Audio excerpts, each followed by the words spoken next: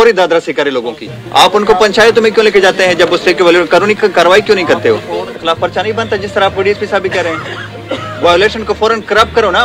जब आपने बुला लिया, आपको तसल्ली भी हो गई, तो पर्चा क्यों नहीं देते? आप हैं दूसरी पार्टी। अच्छा, वायोलेशन जब हुई तो आपने दोनों को पाबंद किया।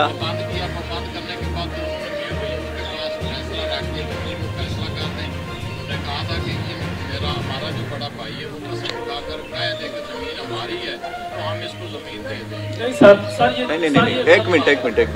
वो तो कह रहे ना कि डीआरसी ने भी इनके हक में लिख दिया है, तो बात तो खत्म। तो स्टे की वायलेशन क्यों करते हैं वो? आप उनको पंचायतों में क्यों लेके जाते हैं जब उससे कानूनी कार्रवाई क्यों नहीं करते हो? ये चाहते हैं कि वायलेशन जो होती है उसमें नक्शे अमन का खतरा है। मकसूद साहब वहाँ से डंडे सोटे जो उन्होंने बनाए हुए थे मारने के लिए, वो उठा कर भी ले गए थाने में। ये कहते हैं कि कोई बंदा ना हमारा कुछ हो जाए। मकसूद साहब देखो, ये बात वो सही कह रहे हैं, हमें रिपोर्ट बना दें। आप रिपोर्ट ना बनाएं। आप मेरी बात तो सुने ना, मुझे बात करने दें।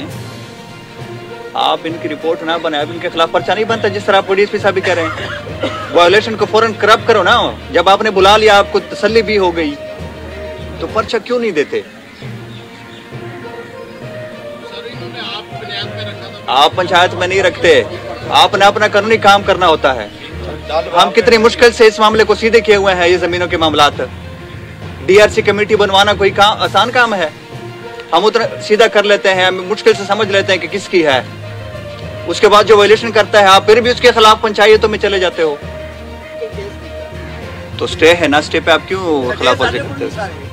तो साढ़े थोड़े को भी है तो तुम भी खिलाफ वर्जी ये भी नहीं करते, आप क्यों करते हैं? कुछ भी नहीं किया, उन्हें फसल पई है, कोई पानी नहीं लगा। अच्छा, मैं आपके अपनी रिवायती पुलिसिंग की वजह, रिवायती पुलिसिंग ना करो। अब हम कह रहे हैं कि फौरी दादरसी करे लोगों की।